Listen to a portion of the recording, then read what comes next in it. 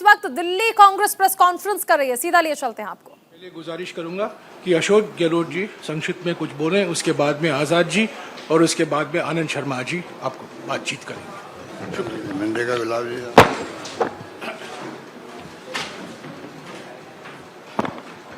देखिए,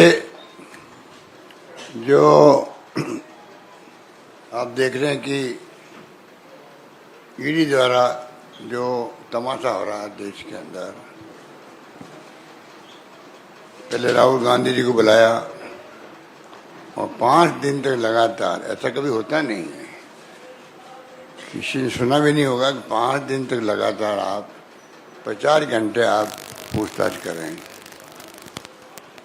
सोनिया जी को बुलाया है, अब आज तीसरी दिन है, तीसरी बार है, और पता नहीं वो कब तक बुलाएं।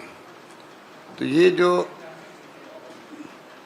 ईडी का आतंक है देश के अंदर, ये आतंक मचा रखा है, इसका फैसला जल्दी होना चाहिए। सुप्रीम कोर्ट में केसेस चल रहे हैं, सुप्रीम कोर्ट को चाहिए कि जो देश का मूड है, पूरे देश के अंदर लोग चिंतित हैं और 0.5% भी इनके सक्सेस रेट नहीं है, तो क्यों नहीं इसके लिए जल्दी फैसला हो। ये सीआरपीसी का प्रोसेस भी अडॉप्ट नहीं कर रहे हैं, इनका अलग ही तरीका है तफ्तीश करने का भी, अरेस्ट करने का भी, बयान लेने का भी। इनको एक प्रकार से सीबीआई से ज्यादा पावर मिली हुई है। इनकम टैक्स जाता है, वहां चले जाते हैं लोग।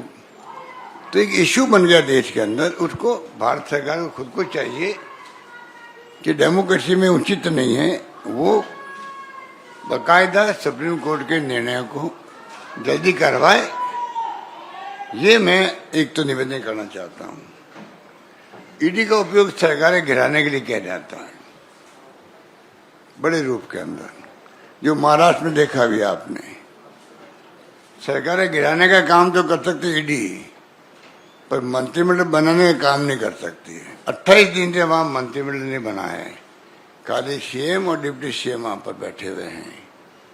तो ये क्या इंगित करता है, डेमोक्रेसी किस दिशा में जा रही है, आप लोग सोच सकते हो।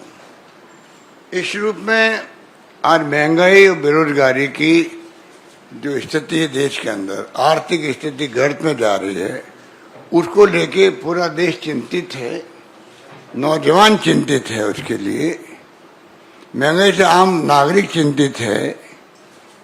उसके ऊपर पार्लियामेंट के अंदर बहस करना चाहें तो करने नहीं दी जाती है। 19 लोगों को सस्पेंड कर दिया कल, पहले 4 को कर दिया। आजाद साहब और बैठे हमारे आनंद समारी वरिष्ठ नेता, जहां तक मुझे नॉलेज है, कांग्रेस शासन में कभी भी किसी को सस्पेंड नहीं किया जाता था। 80 से हम देख रहे थे, उसके पहले भी 80 से हम देख रहे थे, 12-12 दिन तक पार्लियामेंट नहीं चली है, तब भी किसी को बाहर फेंकने की बात ही नहीं होती थी। आज इन्होंने मजाक बना रखी है। ये तमाम जो स्थिति बनी है देश के अंदर, इससे पूरा देश इतना घबरा हुआ है, चिंतित है, और इनको ये घमंड है कि देश इन बातों को भी सपोर्ट कर रहा है, क्योंकि इन्होंने अपने वादे तो बुला दिए। मेरे पास बहुत लंबी लिस्ट है, जहाँ पर 2014 के चुनाव के अंदर जो कैंपेन चला था, वो बातें तो लोकपाल भी हो, चाहे वो ब्लैक मनी लेके आएंगे, वो सरकार बनते ही जो एसआईटी बनी थी सुप्रीम कोर्ट के जज के अध्यक्षता में ब्लैक मनी लाने वाले की, वो तो सब गायब ही हो गए। उनकी बात तो क्या करें। कल जो मीडिया ने एजेंडा दिन भर चलाया, सोनिया गांधी जी और इनको जो अरेस्ट किया गया है, और उन्होंने खाली बस उसी भी लिमिट चलती रही कि सोनिया गांधी जी के बयान लेने के उपलक्ष्य में भी हल्ला हो रहा है कांग्रेस द्वारा। महंगाई और मुद्दे दूसरे भी हैं, बेरोजगारी के हैं, उन पे क्यों नहीं हो रही है? किसने कहा नहीं हो रही है? जयपुर में राष्ट्रीय स्तर का महंगाई विरोधी सम्मेलन हुआ था, आपको याद होगा। आप मेरी कुछ लोग आए होंगे वहां पर। उस वक्त से ही करीब साल भर हो गया, उस वक्त से ही महंगाई बेरोजगारी हमारा मुख्य मुद्दा है। पर कितना मीडिया दिखाता है उसको, कितना कवरेज करता है, क्योंकि मीडिया दबाव के अंदर है। मीडिया के मालिक तो बहुत घबराए हुए हैं, कब ईडी पहुंच जाए, कब इनकम टैक्स पहुंच जाए, कब सीबीआई पहुंच जाए, ये स्थिति है देश के अंदर। और हालात यही थे, कोई दिखाते नहीं है। डिस्कशन डिबेट होती तो कहाँ होती है उन मुद्दों पर ज्यादा। इसलिए मैं निवेदन करना चाहूंगा कि हम चाहते हैं कि सुप्रीम कोर्ट फैसला जल्दी करे। मैंने सुना सैकड़ों वहां पर ईडी को लेके एसएलपी दायर की हुई है, फैसला सुनते आ नहीं रहा है। तो ये स्थिति स्पष्ट होनी चाहिए। और बाकी तो जो अभी हमारे आजाद साहब अपनी बात करेंगे, मैं लंबी बात नहीं कहना चाहता, मैं तो रोज बात करते रहता हूँ आपसे। इतना मैं कह सकता हूँ कि अभी जो आतंक की स्थिति बना रखी है वो देश हित में नहीं है, लोग घबराए हुए हैं। और मैं फिर कहना चाहूँगा सुप्रीम कोर्ट को आगे जल्दी फैसला करना चाहिए। धन्यवाद। शुक्रिया नीरज जी। मैं अभी गुलाम नबी आजाद जी से गुजारिश करूंगा कि आपको संबोधित करें।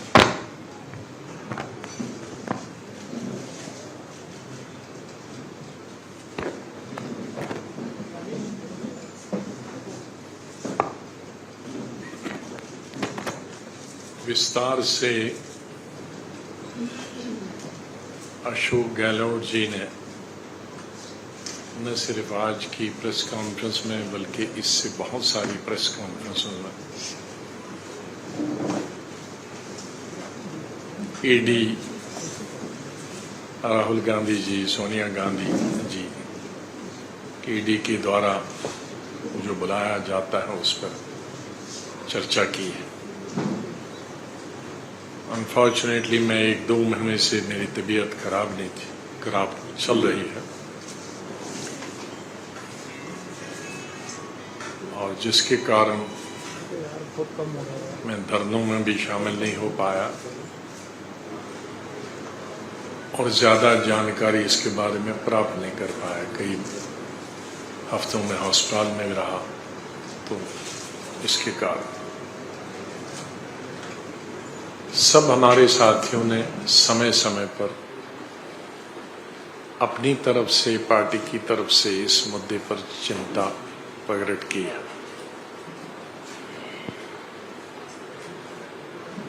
मेरे लिए कोई नई बात नहीं कहने के लिए जो हमारे साथियों ने पिछले 1-2 महीने से ना कही हो, और कईयों को तो बहुत जानकारी है पूरे केस।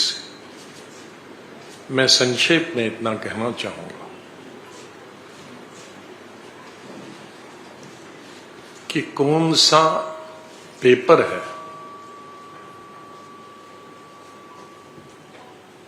नेशनल हेराल्ड का या उससे एसोसिएटेड जो भी पेपर है, वो सब इन्फोर्समेंट एजेंसीज के पास,